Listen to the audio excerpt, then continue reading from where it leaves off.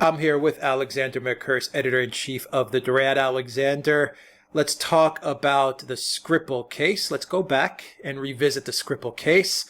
Let's revisit a video that we did, gosh, I don't know when, maybe 2 months ago? Yeah, it's 2 months ago. 2 months ago on something that was dubbed Duckgate. And take us into what we did a couple of months ago, and don't let our viewers know yet as to what's happened in that case. And I'll read you a tweet, which then you could lead us into what has happened now. So just give us a really quick kind of synopsis as to what happened in Duckgate. Yes, I mean, what happened was that it turned out that a year ago, shortly after the Skripal poisonings in Salisbury in England, which the British government famously and without providing any proof, and before the British police investigation had been even actually properly launched, blamed on Russia, the British orchestrated around the world, or at least amongst the Western allies, an expulsion of Russian diplomats. And they piled on the pressure upon the United States to force a particularly big expulsion there. Donald Trump was deeply skeptical and thought it was a bad idea. And there was then a report in the New York Times, which it's important to say was not contradicted at the time, which said that Gina Haspel, the director of the CIA, managed to persuade Donald Trump to expel 60 Russian diplomats by showing him photos of British children and British ducks who had been supposedly poisoned with this mysterious substance called Novichok, which is supposed to poison the Skripals, and who were these boys and these children, these ducks, supposedly also poisoned by the same poison in Salisbury, with the implication that it had been left over by the Russians. And Donald Trump, who's an emotional man, supposedly was influenced by this and decided on the strength of these photographs to then expel these 60 diplomats. And as we pointed out in our video, this was actually extraordinary and bizarre, because we know from information that the British authorities have themselves provided that no British children have been poisoned by Novichok in Salisbury, and no ducks have died there. So this seems to be a case of the CIA showing Donald Trump completely false photographs of something that didn't happen in order to get him to expel those 60 Russian diplomats against his wishes. Yeah, the question that we had in that video was, did the CIA fabricate these photos, or did British intelligence give them to the CIA, in which case then the CIA passed them off to Trump, and Trump made his decision the way it went down. And lo and behold, that brings us to today, Alexander, and the New York Times has quietly corrected that story. And let me read you the tweet as to what the New York Times is now saying. And I believe this is the reporter Julian E. Barnes, the person that wrote this story. And it goes like this, Alexander. This is his tweet. I made a significant error in my April 16 profile of Gina Haspel. It took a while to figure out where I went wrong. Here is the correction. And this is from the story. Correction, June 5th, 2019. An earlier version of this article incorrectly described the photos that Gina Haspel showed to President Trump during a discussion about responding to the nerve agent attack in Britain on a former Russian intelligence officer. Ms. Haspel displayed pictures illustrating the consequences of nerve agent attacks, not images specific to the chemical attack in Britain. The correction was delayed because of time needed for research. Oh my God, Alexander, what do you make of this? Well, I have to say I don't believe any part of this. I find this an incredible explanation, and I'll explain why. First of all, 2 months to find out something that wasn't true. You and I worked out that it wasn't true immediately. I bet almost all our viewers worked it out too. In a matter of minutes, it wasn't true. It was. I mean, all you need to do was check up a few British media reports. And I would also add, by the way, I'm going to give him a little plug. There's a brilliant blog by a blogger based in Salisbury called The Blogmire, which actually covers everything incredibly well and knows exactly what happened in Salisbury, who was poisoned and who wasn't poisoned. And he's been running all of this for months. So, I mean, it took 2 months. We'll put the link in the description as well of his article. Yeah, exactly. I mean, that it took them all of 2 months to find out that these photographs couldn't have been of dead children. Oh, sorry, of poisoned ducks and poisoned children in Salisbury. That is ridiculous, and that it took the US authorities, because let's be very clear, this must have originated with them, 2 months to explain to the New York Times, well, actually, that wasn't what Gina Haspel actually showed to Donald Trump. That doesn't make any kind of sense either. What has clearly happened here is that some kind of direction was given to this reporter by the CIA, by sources within the CIA at the time. And when it became absolutely obvious that the story itself was unsustainable, they tried to come up with some kind of explanation. And they've come up with this incredibly weak one. And I really want to say something else first. I mean, it is an incredibly weak explanation.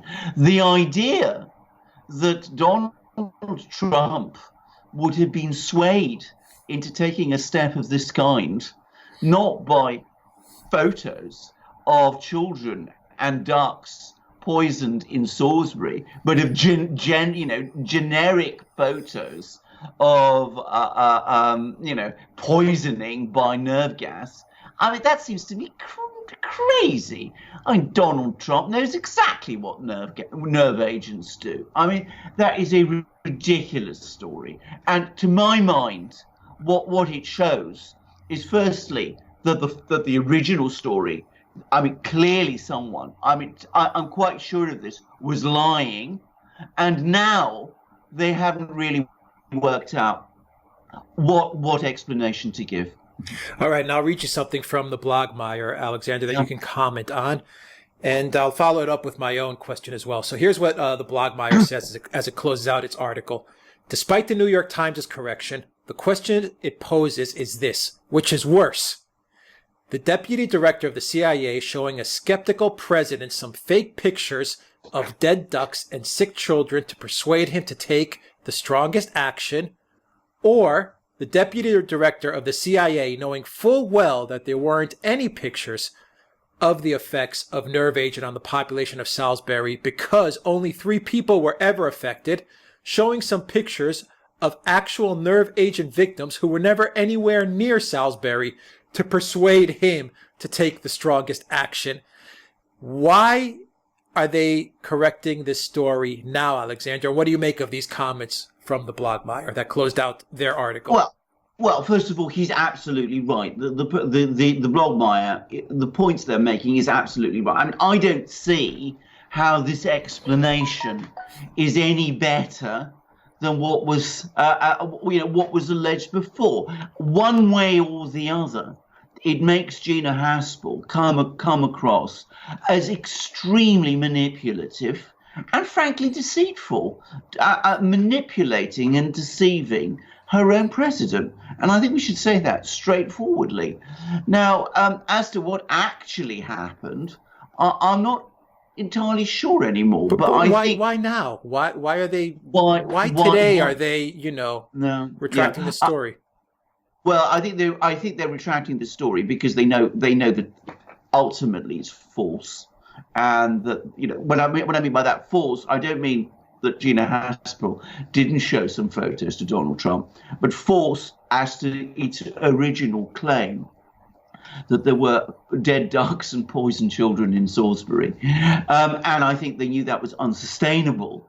And I think they didn't want to leave this obviously false story, or this obviously false claim on the New York Times, where it was being criticized. But they waited 2 months to come up with an explanation, which, as I said, they struggled to find a good explanation and never did. And they've done it in this very surreptitious, quiet way, so that nobody would notice. And as I said, that's probably the reason, as I said, it's taken them so long, is that they couldn't think of anything better to say. Any connection with the fact that Theresa May is out? Today she's gone. Is there anything connected to that? Because Theresa May was pushing this lie very aggressively. Yes. I think that's possibly true. And I suspect, I mean, one person who I'm sure, by the way, has figured out what's happened by now is Donald Trump himself. And I expect that he's been in Britain, and he's been in Britain, as we know, on his state visit, and he's been asking some very tough questions of Theresa May and of others about what actually happened in Salisbury. So it could be that has played a part in all of this. But I mean, at the end of the day, we can only guess. Right. We don't really know. What we do know is that the original story was false about the dead ducks and the poisoned children, and the explanation that's been come up, that they've conjured up, I mean, is, if anything, well, it's at least equally bad, and is actually unbelievable. I mean, I don't believe it. Yeah. All right. Alexander Mercouris, Editor-in-Chief of the Duran. Thank you very much. Guys, if you like this video, click on that subscribe button down below and click on that notifications bell to make sure you get notifications every time we push out a new video. Make sure you are subscribed, because YouTube is unsubscribing our viewers every single day. So check that subscribe button. And of course, you can support us at the Duran shop. You can pick up magic mugs or embroidered polo shirts. Alexander, a quick word about the shirt and the mugs? Well, first of all, about the shirt, it's 100% cotton. It's of absolutely top quality. It's a beautiful shirt. It's got this marvelous embroidery of our badge here, just over the heart. It's incredibly comfortable in different weathers, both sort of cold and hot weathers of the kind that we often get on the same day in London as we are at the moment. And as I said, my wife loves it, and I love wearing it, and you will enjoy wearing it too, and you will help us by buying it. And as for the mugs that Alex was talking about, I have two examples here. One, I should say, this one I use for myself. This one is my wife, who prefers to drink from this, but we've divided them, somewhat arbitrarily. But this has our own badge. That's the Duran's badge, which has the double-headed eagle pointing in east and west, showing the fact that the Duran covers the news from all parts of the compass. We look at Asia, we look at Europe, we look at the United States, we look at all parts of the world. And this mug, which has the Moscow coat of arms, there's a reason for that, because as I said, Alex actually first met there. But the other thing is that it's St. George killing the dragon of untruth and of lies and of fake news, which is what we aim to do. So these are two beautiful mugs, beautifully made, very solid, nothing cheap about them, really elegant mugs, wonderful to drink from. You can drink tea, coffee, beer, as I've now done. And Catherine is apparently planning, that's my wife, by the way, Catherine is now planning to drink hot chocolate from this one. So there you go. All right, there you go. And guys, you can also help us out by donating to us on PayPal, Patreon, and Subscribestar as well. So the links are in the description box down below. You can follow us on Instagram, @theduran_com. You can also visit our website, theduran.com. And you can go to the Duran shop as well and pick up our ebook for $4.99. You get an ebook on Brexit, on Theresa May, on the rise of Farage, with a foreword by Alexander. Very quickly, Alexander, one or two words about the ebook. Absolutely. I mean, I think that we have generally, I think this is widely acknowledged, been standing in our coverage of Brexit. And I think here we outline in the discussions that we had between us, Alex and I, which we showed before, but which are now set out clearly in the book, the various manoeuvres by the Remain establishment in London to try and sabotage Brexit, which is what the people of Britain voted for in the referendum, and how this has provoked a massive reaction in the form of the Brexit Party, which is now rising and which swept the board in the European Parliament elections, and which has now posed such a massive challenge to the established parties, even in places like Peterborough, where he pushed the Conservative Party into third place and almost won the seat from Labour. And we also discuss in the foreword, which I wrote, which Alex mentions, how we predicted that would happen way back in 2016 after the referendum. We said there that if Brexit wasn't carried out as the people had voted, it would lead to exactly the reaction that we are now seeing.